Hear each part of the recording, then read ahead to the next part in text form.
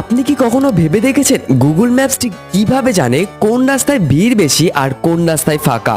মোবাইলের ভেতর থেকে কে যেন সব গোপনে জানিয়ে দিচ্ছে। আসলে ব্যাপারটা একটু রহস্যময়। গুগল আমাদেরই মোবাইলকে ব্যবহার করে।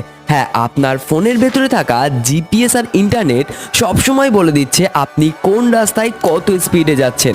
লক্ষ লক্ষ ইউজারের মোবাইল থেকে ডেটা জমা হয় গুগলের সার্ভারে।